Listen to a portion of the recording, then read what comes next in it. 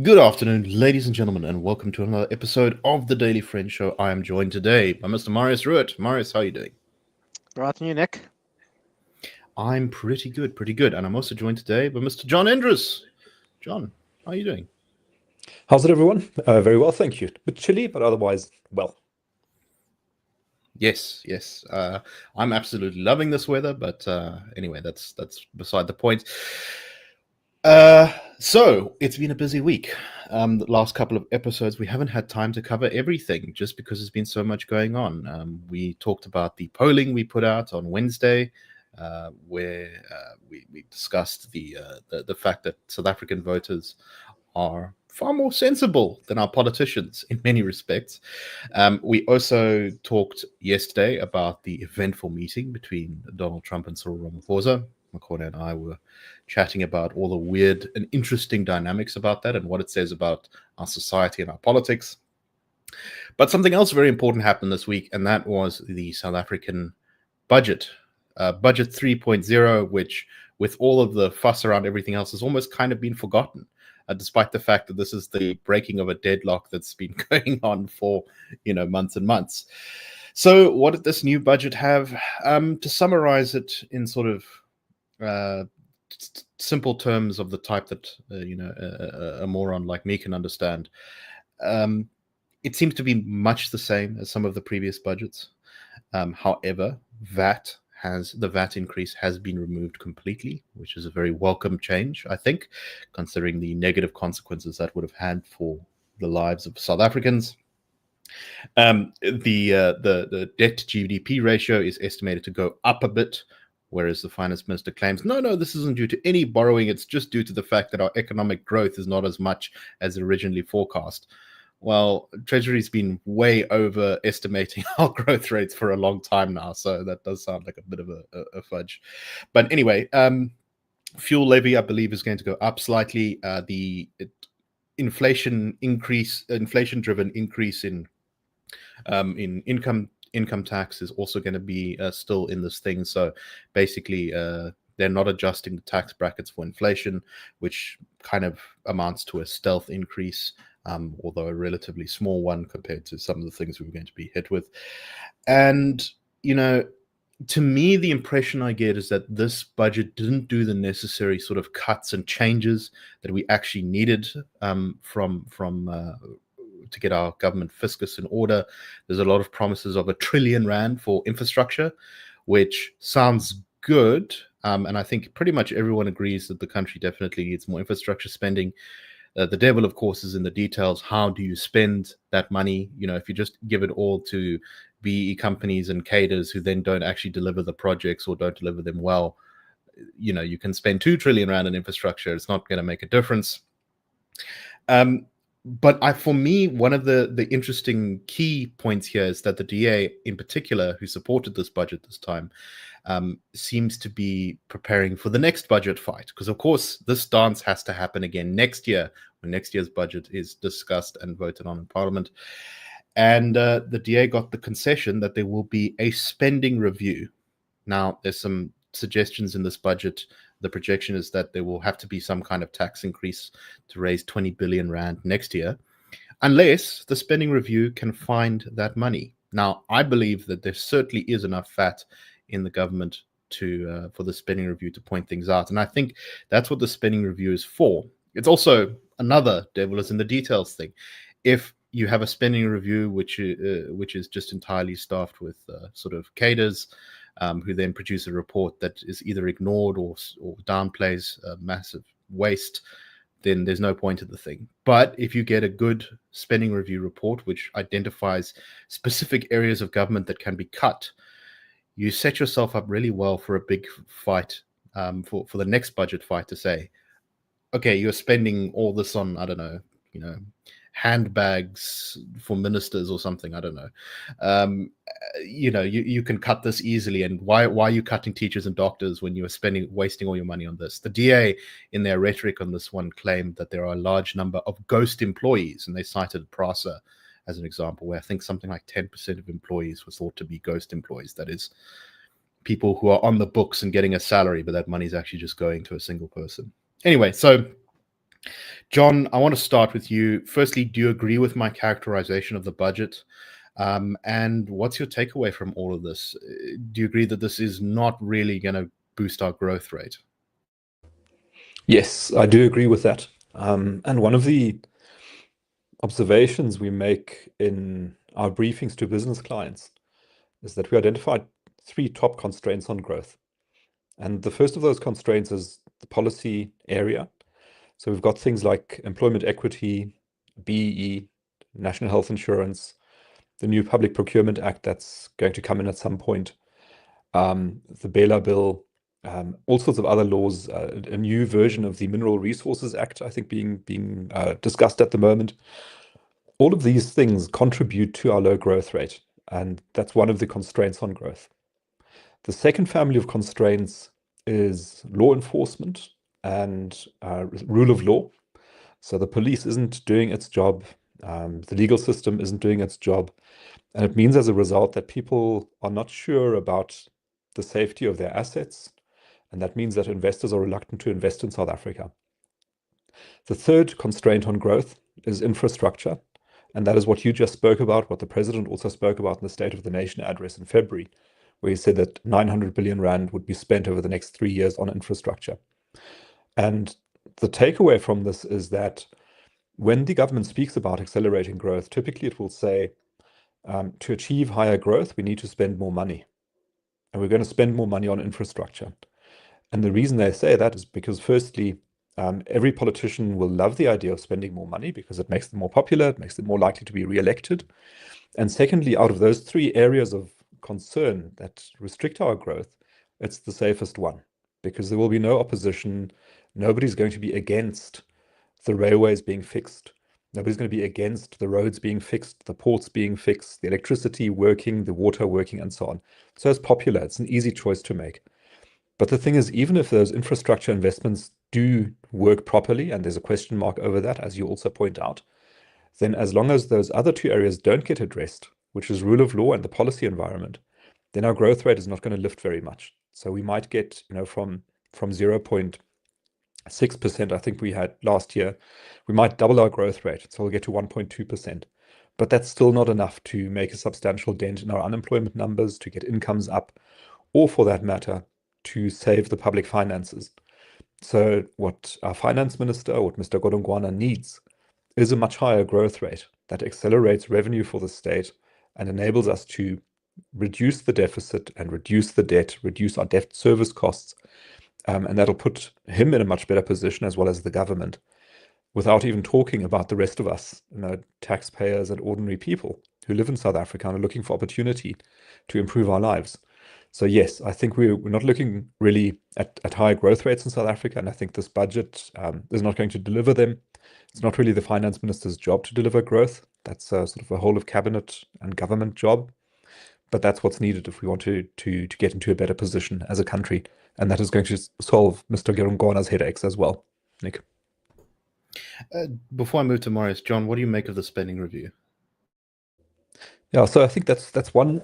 There's a political angle to it, of course, which is that in this big VAT battle, it's actually the DA that walked away with quite a considerable victory, because not only did they get the VAT increases to be cancelled, but they also got the spending review that they'd been asking for.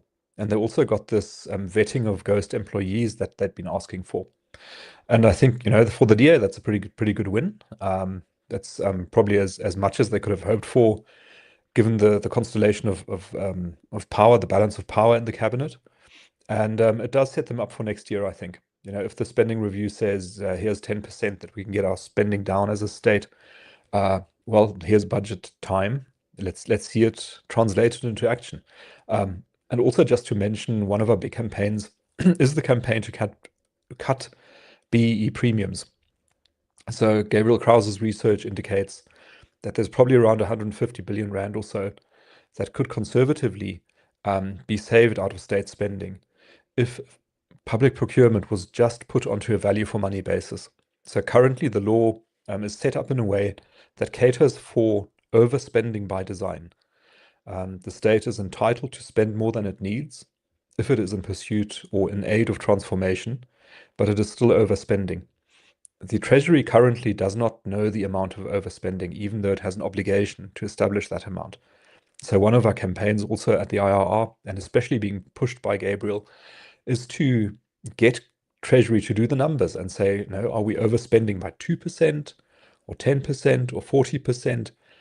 Let's at least know how much the overspending is so that we can see what the cost of transformation in public procurement is. And we might say at 2%, it's actually pretty low. But then why do we need such complex laws in public procurement, all the preferencing point systems, et cetera, for a 2% benefit? That hardly seems worth it. Or vice versa, it might turn out to be a very large number. We might be overspending by 50%. And then we would say, well, that's not a very good idea either, because we are empowering tenderpreneurs, a small number of Black-owned businesses getting the benefit, good for them. But the rest of society is receiving fewer services of worse quality. When roads are being built to villages, when water systems are being upgraded, there's less work being done as a result of intended overspending than could be done. And the people suffering the consequences of that are ordinary people, both black and white. So that's not a good system. So yeah, public spending is a huge area of improvement for South Africa potentially. And it's good that the spotlight has been cast on this as a result of the VAT battle. So it seems to me that despite all of the fiscal pressures, our political system has, in a sort of a way, kind of almost managed to kick the can down the road again on making some of these hard choices, which is quite masterful. You've got to hand it to our politicians for their inability to make real changes. But that being, as I said, I do think that next budget battle may even be more dramatic. Either it will be far more specific and vicious, or it will actually maybe bring some change. We'll have to see. But will it be as public as the question? So are they going to fight behind closed doors question. and figure out what they want to do jointly? I think the political strategy behind the spending review is in part actually to make it, you need that stuff in public, because you want to say you are choosing to either raise taxes or cut spending on services in order to fund this stupid thing or pay for these workers who don't exist. And that's a very powerful tool, because you can kind of stand on that as a soapbox. Obviously, that requires also some political skill to be able to use. So we'll have to see how the DA and other parties run with that, and what the spending review finds. Marius, let's go to you on the politics of all of this. I thought that GNU was going to be a little bit more dead than it is. I thought it was only going to exist continuing in name. After the second budget fight, the ANC was very upset by the whole thing.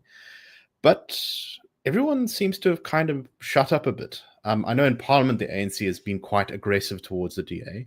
But in the public media space, it does seem like tensions have calmed down a bit. And that, there's sort of I don't know what to call it, but a ceasefire maybe in tearing apart the GNU. It seems at the moment that like a very dysfunctional couple, they just can't quite quit each other. What's your take on this? Yeah, I think that's exactly right. I mean, as the saying goes, politics makes for strange bedfellows, but sometimes those bedfellows have to stick together. But I was at Tony Leon's book launch last night, and he made an interesting point. He said the DA actually hasn't managed to do too much in cabinet. They've been hamstrung a bit. There've been a couple of things they managed to do. Leon Schwab at Home Affairs, Dean McPherson, at Infrastructure and Public Works have managed to do some stuff. But he said the DA's real strength in the GNU is still in Parliament, because the ANC couldn't just pass this budget as they've been used to doing for the past 30 years. The DA said, look, we're not going to support the budget. Sorry for you guys. You guys got to make some concessions for change. And they don't have to do that in cabinet, because obviously cabinet posts are at the complete prerogative of the president, and the DA got far fewer cabinet posts than they're entitled to if we were looking at proper proportional representation of cabinet posts. But that's not the case in Parliament. The DA's got 21 or 22% of the seats in Parliament, whatever it is, and the ANC does it. They need them unless they want to go to MK and the EFF. And as I think on the current leadership of the ANC, they're very loath to do that. Things might obviously change if Paul Mashatile becomes the president of the ANC. So overall, I think this does show South African politics. I think this is working. The GNU is working to a degree how it should. It does seem to be a bit of a kicking the can down the road. But I think if the DA wasn't here, we'd probably had a much worse budget. We'd have got 17% VAT probably. There probably wouldn't have been commitment to spending reviews and so on. And yeah, I mean, it's also, I think the DA's strategy in the GNU has can't be a blitzkrieg. It's got to be a war of attrition or trench warfare. It's not something they can't come in and just change things. It's got to be very slow, meticulous, and taking an inch by inch. They're not going to come in and there's not going to be a race to Paris, and they're going to take Paris within 2 days of landing at Normandy. It's going to be very slow attritional warfare. And I think that is what's happening. And as I say, I mean, it's not a great budget, but I think it's much better than it could have been. Yes, if we are grading on the curve of many previous budgets, it's definitely better than some of those, but still, yeah, not great. Just staying on this, Marius, I wonder whether the sort of show of support for Ramaphosa by Steenhuisen at the White House was useful for the dynamics of the GNU. So there's been some criticism of Steenhuisen saying that he didn't, attack Ramaphosa on the international stage and bring up the fact that he was being really weaselly about expropriation, about compensation, about race laws, about all these sort of things. But I wonder whether there might be some benefit to the DA now that the ANC has, for a moment at least, perhaps seen that actually there's some sort of value in keeping a coalition with these guys, which is that it gives them a credibility on the international stage that they are perhaps sorely lacking, which might change the dynamics. I don't know. What do you think? Yeah, I agree with that. And as you say, Steenhuisen has been criticized quite a lot, but I think he acquitted himself very well in the White House, and I think what he said was just on that point. I think getting a word in edgeways in that environment was kind of difficult. I don't know if you saw Ramaphosa during the meeting keep trying to say something, and Trump just ignored him. Exactly, but also I think farm murders are obviously a problem in South Africa, but logically it just doesn't make sense that there's a white genocide going on in South Africa, and the South African delegation was basically half white. It just logically that doesn't compute. That doesn't mean to ignore the terrible farm murders and say that's not saying there's not a problem with farm murders and so on, but just logically, I mean, a Nazi delegation wouldn't have gone to Washington with half the people made up of Jews, or a Hutu delegation from Rwanda wouldn't have gone to London with half the people made up of Tutsis. It just simply doesn't make sense. And I think, as you said, it does give South Africa, I think it does look a bit better on the international stage when you do have this, quite multiracial team and so on. And it's the first time really in many years that the ANC hasn't paid lip service to non-racialism. It's actually had to be, okay, well, we actually have to show that we're a multiracial organization and so on. So I think, and I think it has strengthened the GNU. I think, I mean, imagine that the DA never joined the GNU and EFF was in, in the GNU instead. Imagine Julius Malema as the deputy president or minister of agriculture, and he's sitting in the White House now. I mean, there's part of me that actually wishes that would have happened, because I think that would have made fantastic television. It would have been better than having Zelensky there. Imagine Trump having got Malema and that video. But yeah, overall, I think it was pretty. I think this probably has strengthened the GNU, at least for now, and I think it's probably in the long term it's strengthened as well. For me, the funniest moment of the entire meeting was the moment at which Ramaphosa sort of goes, and I have a minister of agriculture. He's right over there. Look, he's white. Which was not exactly something someone says when they're full of confidence about their non-racial position. I don't know. But it's also like it's the GNU version of but I've got black friends, but I've got a white guy. No, it was very funny. John, what's your take on all of this? Yeah, I thought it was not useful to tokenize John Steenhuisen by referring to his race. But I do think that Steenhuisen's intervention was a good one in the sense that he drove a binary between what he called the rabble, which was, Julius Malema, the EFF, Jacob Zuma, MK, and the good guys in the setup is the ANC and the DA together defending against the rabble, so to speak. So it probably makes it a bit harder inside the ANC to sell a coalition with the EFF or MK, which is good in a way. But on the other hand, it also creates the sort of, in terms of messaging, what does it say to the Americans? So the Americans now, what they're hearing is there's some very crazy people who are close to power in South Africa. And there's sort of a thin line preventing them from getting their hands on power.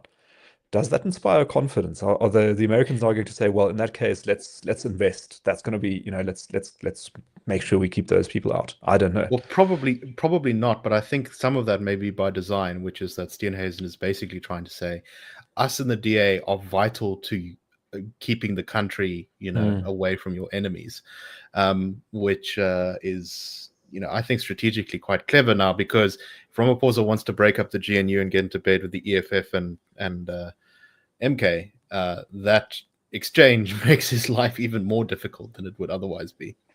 Yeah. Okay, let's go on to our next story. And this one is about Starlink. So for a while now, the communications minister, Solly Malatsi, who is from the DA, has been working away in the background with a little bit of public attention, but not that much, looking potentially to change the regulations about ownership. In this case, the idea has been that you can change the regulations on. So currently, it requires that if you want to set up, for example, an internet thing in South Africa, in this case, Starlink, Elon Musk's internet company, or any foreign company that wants to provide communication services here, you have to have a local partner who is sort of 30% owned by, I believe the phrase is historically disadvantaged individuals in the legislation. So basically, an entity that's 30% black owned. And the idea about how to sort of change this to make it easier for foreign investors to get into the country is that rather than require having a strict ownership requirement, you'll say, okay, well, we'll still have the sort of BE points, but now you'll be able to contribute to them with other things, investing in local suppliers, enterprises, skills development, job creation, infrastructure support, research and innovation, digital inclusion initiatives. So presumably that would mean things like, giving Starlink to rural schools, or providing training seminars, or, building a well or a road or something for a rural community. Who knows? There are many things that companies could do. And the headlines today on a lot of sort of internet focused sites say, I think this one is from mybroadband.com or .co.za, says Starlink breakthrough in South Africa. And what is, look, I don't speak very good legalese, but it's interesting to me how it's the sort of description. So what's happened is Solly Malatsi has put out in the government gazette these sort of proposals to change the regulations in the kind of direction I've been describing, but the language is so sort of downplaying it and kind of soft soaping it. It's sort of like, even if companies are not rolling out large-scale infrastructure, they will be required to make commitments that are substantive and clearly aligned with South Africa's socio-economic development goals. ICASA's regulations may continue to require 30% equity ownership by historically disadvantaged individuals, but may also permit commitments in the ICT sector code as valid conditions for applicants for individual licenses. So a sort of strike at the heart of the employment equity and BEE agenda. This is not quite. This is much more downplaying it all. But John, we were discussing this beforehand. Let me for a moment play sort of devil's advocate. Tactically, maybe this is part of the strategy, is that you're not, in order to get this regulatory change passed, you're not going to take on the whole of BEE. You're sort of just going to create like a little slip through where you can hopefully increase investment without the ANC just immediately blocking it in some way. I don't know. What's your take on this, John? Yeah, it sort of feels very distasteful to me and not really useful. So firstly, I would agree with you. From reading the reporting on the supposed breakthrough, it's hard to figure out what's going on. There's lots of talk of alignment between the Electronic Communications Act and the communication sector codes and the Department of Digital Communications and BE and transformation and this and that and the other. But how those things are meant to now all be aligned is unclear to me. It seems that maybe there's this loophole that says that as an investor, you have to dedicate 30, that's a lot, to some sort of alternative to BEE. So instead of giving a share in your company or selling it to an empowered, politically connected person of the right skin color, you will be permitted to be forced to pay the same amount of money to other purposes, like, I don't know, education, infrastructure, who knows, something like that. So it just seems very unclear to me. And it may be that there's some obfuscation going on purposefully, that the minister, who is from what used to be an opposition party, is moving extremely cautiously, not to upset the ANC. But I wonder if this is enough of a significant move to attract any investment. Or is an investor going to look at this and say, look, you're still taxing me 30% before I even put a single cent in your country. This is not attractive to me. It's nice that you've removed the race-based element of it. Have you really? I can't quite figure it out. It still talks a lot about transformation, which is code speak for demographic representativity. So there's still a racial element. There seems to be. Anyway, I find it unconvincing and not really a significant step in the proper direction. A significant step in the proper direction would be we welcome investment and we're not going to put demand investors that make it difficult for them to bring their money and invest in our country. That's what I would say. Nick? Marius, your takeaway? Yeah, I think we need to see what the actual regulations end up in, but this could be the thin end of the wedge. I think there is. I mean, ANC politicians, if you do some research, even more than 10 years ago, people like Gwede Matashe and Pravin Gordhan were saying, we can't carry on like this. We can't pay 50 Rand for a bottle of water to, build a middle class. There's actually been an acknowledgement, an implicit one, I think, with a lot of people in the ANC that BE is simply not working.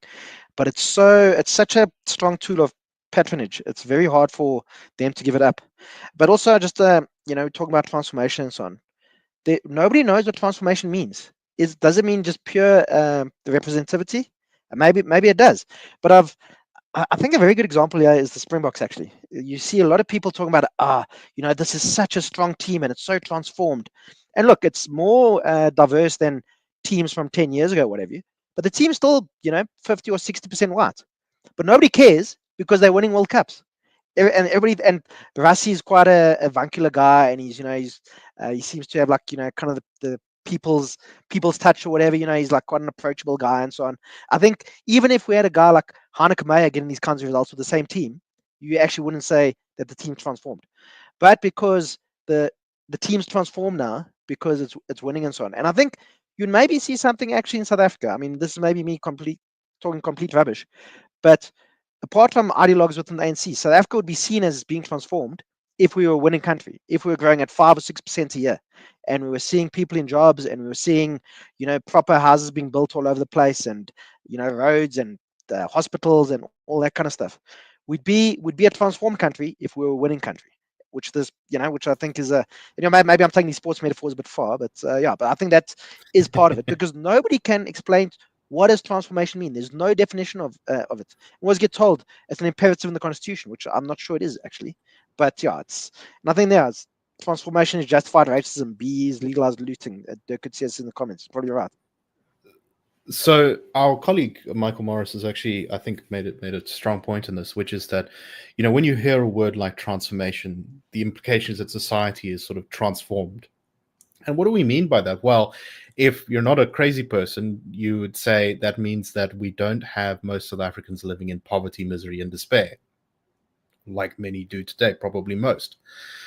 And he's kind of made a case almost for sort of taking the word away from the race ideologues, who, as John points out, is almost always use it in the sense to mean strict demographic representativity and social engineering, to mean what does it actually take to transform the society into one that was a sort of a racial caste system enforced by apartheid, to one that is a genuine, thriving, succeeding, poverty-free, democratic, liberal society. And getting rid of BEE then in that case would further transformation, because it would take us closer to a society where most people don't have to worry about having food the next day. I mean, obviously it's only one piece of that very large puzzle, but final thoughts, John? Yeah, I think that's right. It's something we complain about internally. It was the hijacking of the word liberal by American progressives, which we're quite upset by, because we think liberal is a great term. It's got liber in it, which means free, and it's all about freedom, individual freedom. But transformation is similar in the sense that this would be a nice term for us to hijack and say that the kind of transformation we want is transformation from poverty to wealth, from unemployment to jobs, from low living standards to high living standards, from a losing nation to a winning nation. That's the kind of transformation you want. But many of the so-called transformation policies lead us in the opposite direction. They're sort of taking us away from that kind of good transformation towards being successful and making us as a nation less successful. And that is, I think, a semantic change that we should actually be pushing for to get the right kind of transformation in South Africa. I've always said South Africa needs radical economic transformation, but just not the kind envisioned by Ace Magashule and Tony Ngeni. It's the kind of radical economic transformation you've seen in places like India, for example, or Eastern Europe since the end of the Soviet Union. Yeah, no, exactly. Okay, let us go on to our next story. This is one that's sort of framed in an interesting way in the reporting. And I think this is from Business Live. The headline is, "The Case of the Minister and the HIV Activists, Are We Entering Denialism 2.0?" So this article begins by saying, 2 decades after South Africa's denialism battle, HIV scientists and government are once again at odds, with scientists accusing the health minister of denying the impact of US funding cuts, and the minister blaming activists in the media for exaggerating the crisis. Well, it then has this great description here, talking about the state of South Africa's HIV/AIDS program.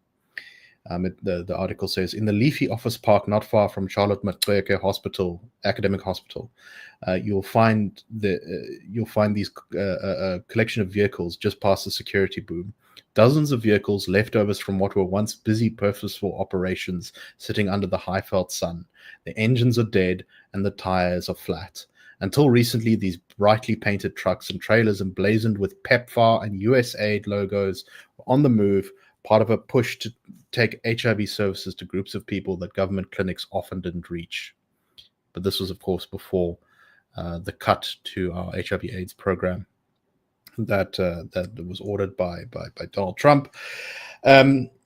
So there've been a lot of activists who are very upset about this. They say that government is not properly replacing these programs, that even though government says that only 17% of our spending was from the Americans on HIV/AIDS, that in reality, the program had a lot more infrastructure that was being run by the Americans than that 17% would have you believe. Aaron Motsoaledi, the health minister, who on this podcast we are not a big fan of, said that the media and activists were trying to make the country look bad. They were spreading disinformation, and they were making an Afroforum style scene to spread disinformation. Well, I guess the sort of takeaway from this one is that let me read the comments from the minister exactly. He said, "I want to state it clearly that propagating wrong information about the start of the HIV/AIDS campaign in South Africa in the manner that is being done is no different from the approach adopted by Afroforum and its ilk, which led Trump to trash the whole country. I'm saying so because we've already been phoned by a few funders who have spoken to us who are asking why they should put their money in the programs that are said to be collapsing. Is their money going to collapse together with the program? Motsoaledi insisted that the government was putting in measures to help those who had lost healthcare through the funding program. What was interesting in this, there were some other sort of kind of social observations in this article about how a lot of, for example, prostitutes would, or sex workers, as they are described in the piece, were afraid of going to government hospitals. They preferred to go to the US-funded clinics because often, apparently, nurses will tell them that they don't deserve to be helped and refuse to give them medication or just kind of make their lives difficult. And apparently the NGOs didn't do the same thing. And there's a bunch of people now, a significant number of people now, who are unfortunately falling off of their treatment, which is pretty bad. There are some estimates from various HIV/AIDS activists that the number of new infections in the country may double, and the number of AIDS-related deaths may go up by around 38%. So we don't know if that will come to pass, but that's quite chilling statistics. So there's a lot of angles to this story, but Marius, one of them, I guess, is that the health minister just seems so defensive and so aggressive when there's any kind of criticism. We've seen this also on NHI, is that every time someone criticizes NHI, he's like, you're just rich, racist scum who are trying to keep healthcare from the poor. What's your take on this? Yeah, I think it just shows he's obviously a very thin-skinned person who can't take criticism, because now he's, if it's not doctors' associations or organizations like ours going at him for NHI, it's, these, people trying to, these AIDS activists, and they'd probably be on the other side of the ideological spectrum from us, but we're all obviously, a bunch of morons who are just trying to attack Motsoaledi. But I mean, this is something where the ANC, or the government, we've been too reliant on external funding for this kind of thing, and it's vitally important that these kinds of things get funded. There's a lot of things that we should be paying for, but this is, I think, one of the most important things in the country. And I'm just looking at South Africa's life expectancy now. It's at 66 now. In 2019, it was 66, went down a bit because of COVID. In the early 2000s, it was down to 54. And that doesn't mean, obviously, everybody lives to 54 in South Africa. It's obviously an average, but it's because of how many people were dying in their 20s and 30s and 40s from AIDS. And we're going to start seeing this again, and it has all kinds of other knock-on effects. People get taken out of the workforce, and it's, resources that have to be spent on ill people and so on. And AIDS, basically, if you get proper medicine, AIDS is basically a lifestyle disease. It's actually easier to manage than diabetes, for example. But you need to be able to fund this kind of thing. And the US government has no obligation to this. I mean, I think it's probably a mistake that they have stopped funding this, but they can do whatever they want with their money. And this is where South Africa really needs to step up. And this is one of the things where we really have to find money for. And we need to, I don't know, rent out the union buildings or something, because the people are going to die now because of this. And we can't blame Washington for it. This is because of mistakes Pretoria has made. Yeah, I'm sort of struck reading through this that it really does seem that South Africa had no sort of plan to one day replace PEPFAR with our own infrastructure. I mean, what were we just going to continue expect the Americans are going to pay into our healthcare system forever? Even I think PEPFAR is a great program, and I think it's sad that it's been cut, but surely there should have been some contingency for, okay, but we can't rely on a foreign country to fund our healthcare. John, I believe the phrase you used in the pre-show discussion was something along the lines of, and apologize for swearing, but something like, we've got to sort our own shit out. What are your thoughts? Yeah, so it's something harsh to say, because we are talking about people's lives, so it is grave. It is a grave matter. It should not be a laughing matter. But at the same time, I do think, so I agree with Marius, and I agree with the viewers who put in the comments that this is not somebody else's job to fix our health. This is something we as South Africans should take charge of.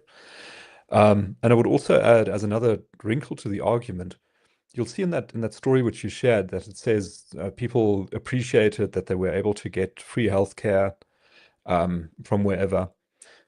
Why do we have so many poor people in South Africa who are dependent on free services?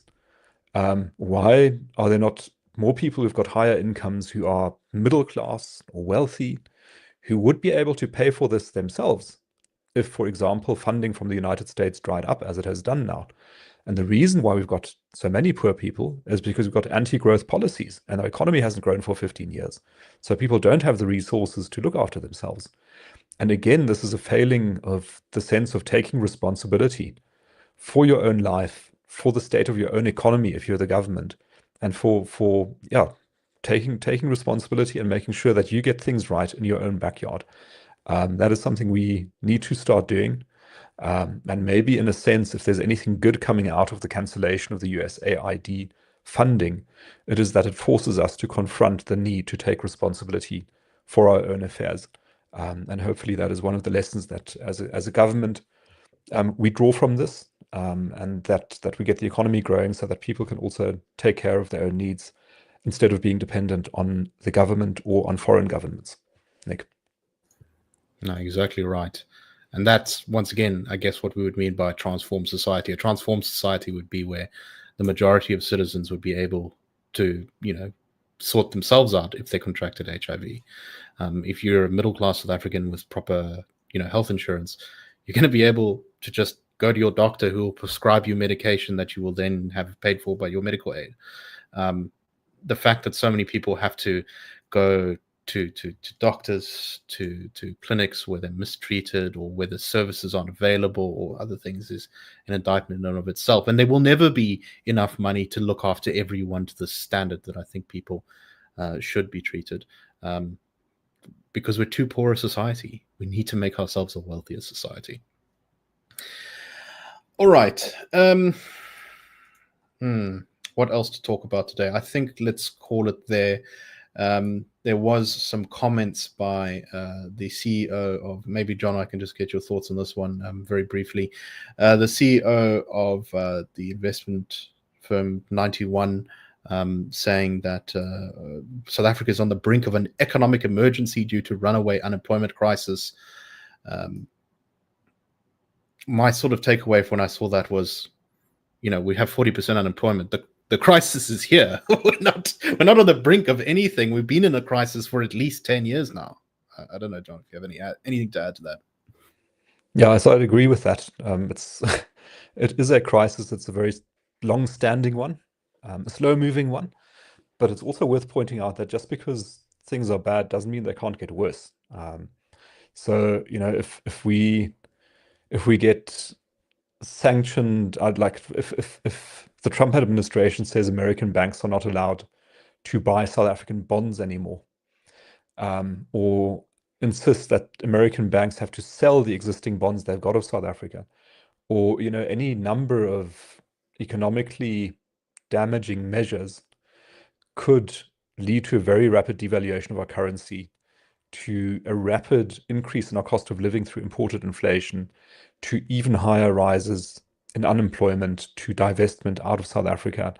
All of these things are real risks, as well as driven through local politics. So, if we get somebody in charge of the Reserve Bank or the Treasury who is not as responsible as the current incumbents are, and is sort of much more willing to print money in order to, achieve whatever social goals, or drop the interest rate to zero for social goals, or increase spending, state spending, double state spending, why not? All of this can lead to a blowout in the economy. So currently we're in a pretty delicate position.